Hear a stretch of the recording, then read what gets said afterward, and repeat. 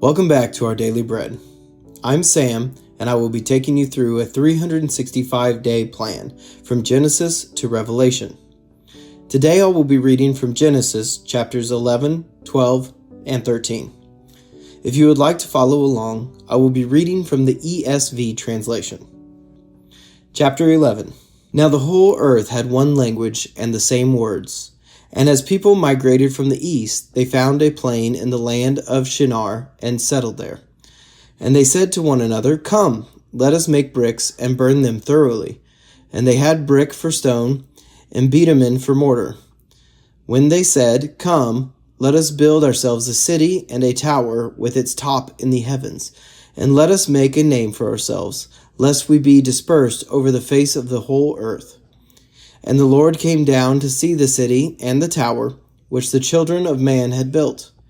And the Lord said, "Behold, they are one people, and they have all one language. And this is only the beginning of what they will do.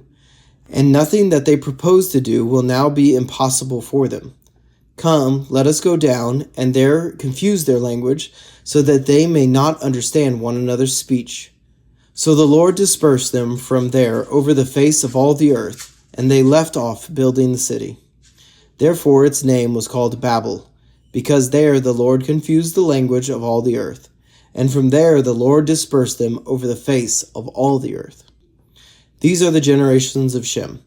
When Shem was 100 years old, he fathered Arpachshad, 2 years after the flood. And Shem lived after he fathered Arpachshad 500 years, and had other sons and daughters. When Arpachshad had lived 35 years, he fathered Shelah. And Arpachshad lived after he fathered Shelah 403 years, and had other sons and daughters. When Shelah had lived 30 years, he fathered Eber. And Shelah lived after he fathered Eber 403 years, and had other sons and daughters. When Eber had lived 34 years, he fathered Peleg. And Eber lived after he fathered Peleg 430 years, and had other sons and daughters. When Peleg had lived 30 years, he fathered Reu. And Peleg lived after he fathered Reu 209 years, and had other sons and daughters. When Reu had lived 32 years, he fathered Serug. And Reu lived after he fathered Serug 207 years, and had other sons and daughters. When Serug had lived 30 years, he fathered Nahor. And Serug lived after he fathered Nahor 200 years, and had other sons and daughters. When Nahor had lived 29 years, he fathered Terah. And Nahor lived after he fathered Terah 119 years, and had other sons and daughters. When Terah had lived 70 years, he fathered Abram, Nahor, and Haran. Now these are the generations of Terah. Terah fathered Abram, Nahor, and Haran fathered Lot. Haran died in the presence of his father Terah, in the land of his kindred, in Ur of the Chaldeans. And Abram and Nahor took wives. The name of Abram's wife was Sarai, and the name of Nahor's wife Milcah, the daughter of Haran, the father of Milcah and Iscah. Now Sarai was barren; she had no children. Terah took Abram his son, and Lot the son of Haran, his grandson, and Sarai his daughter-in-law, his son Abram's wife, and they went forth together from Ur of the Chaldeans to go into the land of Canaan. But when they came to Haran, they settled there. The days of Terah were 205 years, and Terah died in Haran. Chapter 12. Now the Lord said to Abram, "Go from your country and your kindred and your father's house to the land that I will show you. And I will make of you a great nation, and I will bless you and make your name great, so that you will be a blessing. I will bless those who bless you, and him who dishonors you I will curse. And in you all the families of the earth shall be blessed." So Abram went, as the Lord had told him, and Lot went with him. Abram was 75 years old when he departed from Haran. And Abram took Sarai his wife, and Lot his brother's son, and all their possessions that they had gathered, and the people that they had acquired in Haran. And they set out to go to the land of Canaan. When they came to the land of Canaan, Abram passed through the land to the place at Shechem, to the oak of Moreh. At that time the Canaanites were in the land. Then the Lord appeared to Abram and said, To your offspring I will give this land. So he built there an altar to the Lord, who had appeared to him.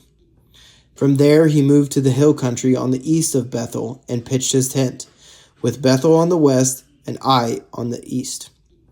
And there he built an altar to the Lord, and called upon the name of the Lord. And Abram journeyed on, still going toward Negeb. Now there was a famine in the land, so Abram went down to Egypt to sojourn there, for the famine was severe in the land. When he was about to enter Egypt, he said to Sarai his wife, I know that you are a woman beautiful in appearance, and when the Egyptians see you, they will say, This is his wife. Then they will kill me, but they will let you live. Say you are my sister, that it may go well with me because of you, and that my life may be spared for your sake. When Abram entered Egypt, the Egyptians saw that the woman was very beautiful. And when the princes of Pharaoh saw her, they praised her to Pharaoh. And the woman was taken into Pharaoh's house. And for her sake he dealt well with Abram. And he had sheep, oxen, male donkeys, male servants, female donkeys, and camels. But the Lord afflicted Pharaoh and his house with great plagues because of Sarai, Abram's wife. So Pharaoh called Abram and said, What is this you have done to me? Why did you not tell me that she was your wife? Why did you say, She is my sister, so that I took her for my wife? Now then, here is your wife, take her and go. And Pharaoh gave men orders concerning him, and they sent him away with his wife and all that he had. Chapter 13. So Abram went up from Egypt, he and his wife and all that he had, and Lot with him, into Negeb. Now Abram was very rich in livestock, in silver, and in gold. And he journeyed on from Negeb as far as Bethel to the place where his tent had been at the beginning, between Bethel and Ai, to the place where he had made an altar at the first.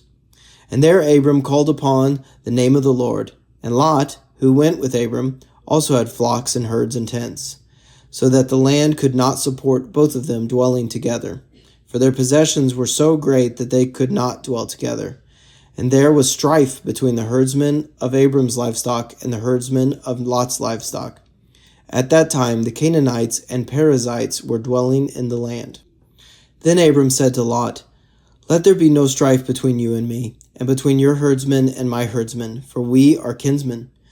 Is not the whole land before you? Separate yourself from me. If you take the left hand, then I will go to the right, or if you take the right hand, then I will go to the left. And Lot lifted up his eyes and saw that the Jordan Valley was well watered everywhere, like the garden of the Lord, like the land of Egypt, in the direction of Zoar. This was before the Lord destroyed Sodom and Gomorrah. So Lot chose for himself all the Jordan Valley, and Lot journeyed east. Thus they separated from each other. Abram settled in the land of Canaan, while Lot settled among the cities of the valley and moved his tent as far as Sodom. Now the men of Sodom were wicked, great sinners against the Lord. The Lord said to Abram, after Lot had separated from him, Lift up your eyes and look from the place where you are, northward and southward and eastward and westward. For all the land that you see I will give to you and to your offspring forever. I will make your offspring as the dust of the earth, so that if one can count the dust of the earth, your offspring can also be counted. Arise, walk through the length and the breadth of the land, for I will give it to you. So Abram moved his tent and came and settled by the oaks of Mamre, which are at Hebron. And there he built an altar to the Lord. Thank you for joining me today in our Bible reading. You can find us on Substack and YouTube at Up+Out Show. Please consider subscribing. If you enjoyed this reading today, please like and share. If you have any thoughts about the verses read, please leave a comment. Thank you, and have a blessed day.